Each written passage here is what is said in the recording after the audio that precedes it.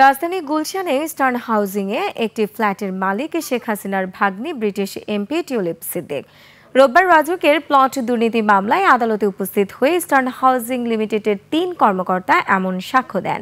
এছাড়াও এদিন এ মামলায় সাক্ষ্য দেন গৃহায়ন ও গণপূর্ত মন্ত্রণালয়ের প্রশাসনিক কর্মকর্তা আক্তার জাহান। আরিফুল ইসলামকে সঙ্গে নিয়ে রাশেদ রায়হানের রিপোর্ট।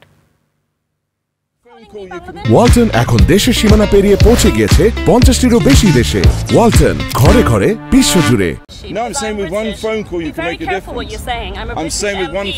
বাংলাদেশের নাগরিকত্ব নিয়ে এমনটা দম্ভ করে বলেছিলেন শেখ হাসিনার বোনের মেয়ে ব্রিটিশ এমপি টিউলিপ সিদ্দিক। সম্প্রতি যুক্তরাজ্য ও বাংলাদেশের বিভিন্ন গণমাধ্যমের অনুসন্ধানী প্রতিবেদনে উঠে আসে শুধু নাগরিকত্বই নয়, নিয়মিত করদাতাও ছিলেন টিউলিপ।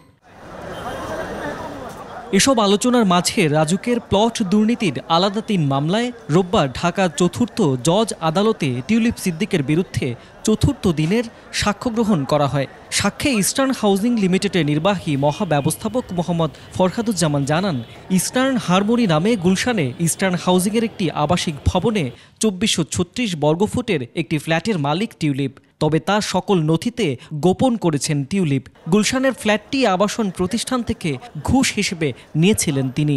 তারা ৩ জনেই হলফনামায় বলেছে যে তাদের ঢাকা শহরে ফ্ল্যাট বা প্লট বা অন্য কোনো সম্পত্তি তাদের নাই। সেই বিষয়টা আমরা প্রমাণের জন্যই তাদের যে প্লট বা ফ্ল্যাট আছে সেটা প্রমাণের জন্যই আজকে ইস্টার্ন হাউজিং থেকে যে মালিকানা সংক্রান্ত যে ডকুমেন্টস আনা হয়েছে সেই ডকুমেন্টসগুলো আমরা আদালতে দাখিল করেছি। প্রথমে ফ্ল্যাটটি নিজের নামে থাকলেও পরে ছোট বোনের নামে দেখাতে হেবা করেন টিউলিপ। দুদকের আইনজীবী আরও জানান, রাজধানীর সেগুন বাগিচায় শেখ রেহানার একটি ফ্ল্যাটের তথ্য আদালতে দাখিল করা হয়েছে। সিদ্দিক টিউলিপ এই ফ্ল্যাটটা আনরেজিস্টার্ড একটা হলফনামা করে তার ছোট বোন আজমিনা সিদ্দিককে দান করেছে। আইনসম্মত না।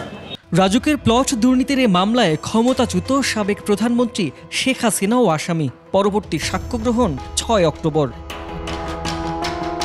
রাশেদ রায়হান, ২১ টেলিভিশন, ঢাকা।